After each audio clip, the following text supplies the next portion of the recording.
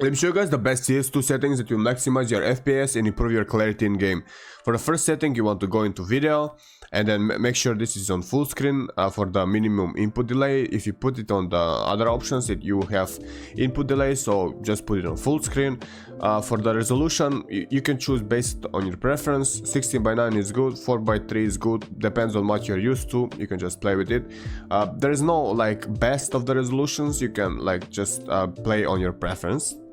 For the refresh rate, you always want it to on max hertz for the monitor. Make sure it's also the hertz are on the Nvidia control panel and the display settings. Make sure they are on maximum. Now let's move on to the advanced video. For the boost player contrast, make sure it's enabled. For the VSync, make sure to disable it because it will introduce input delay on your game. And for the maximum FPS in game, make sure to put it on maximum, or you can just put it on whatever hertz you have on your monitor. If it's 240, you can put it on 240, but I just keep it mine at like 999. That's pretty good. And then for these settings, you can just come up here for the anti-aliasing. You can just put it to 4x, 2x, whatever. You can either put it on 4x, 2x. It won't lower your FPS that much, but it will make your game look a bit better. And then for global shadow quality, make sure it's on high or very high, because shadows in this game will give you a big advantage. So make sure you either put it on high or very high. For the dynamic shadow, put it on all. For the textures, you can just put it on low. We always prioritize FPS as FPS gamers because you can hit more shots with it. So just put it on low so you get more FPS. And then for the texture filtering mode, put it on bilinear. The game will look a bit worse, not really that much, but your FPS will be a lot more, and you will be able to hit your shots a lot easier. Then for shader detail, put it on low. Practice detail low. Particle detail low. Particle detail is also useful to be on low, because for molix, for example, if you put it on high, it will, like, the fire will be appear, like it will be a lot stronger, and it will be not as visible as if you put it on low. So it kind of gives you like a little bit of an edge. It's not that much, it's not that noticeable, but it's still good to have.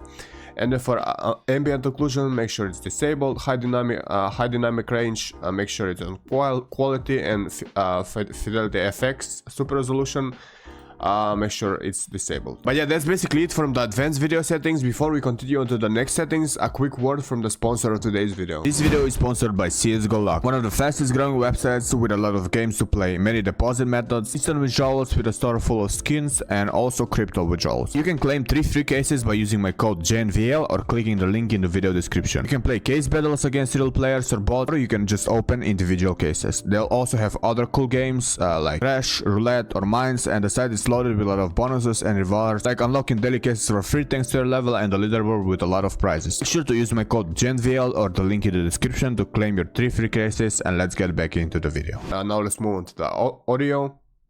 For audio, I usually use the crisp EQ profile, and then for the LR resolution, LR isolation, I put it on 60%.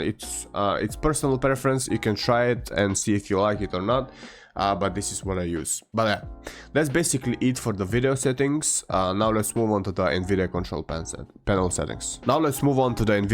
panel settings. This is what I use. Just go to manage 3D settings and copy mine. You can just pause the video and see what I use, and then just copy it. I will scroll a bit through them, and then for the you go to the change resolution. Make sure this is on the most amount of hertz that you have on your PC, and then for the image settings, make sure it's on performance as well. That's basically it for the Nvidia control panel. Now let's move on to the launch options. For the launch options, this is the most basic launch options that I personally use, and they work great for me.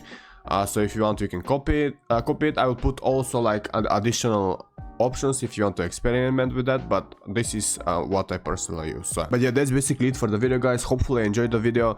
If you did, please leave a like, comment down below what you guys want to see next. Share the video with your friends, and yeah, till the next one, have a great one, guys, and see ya.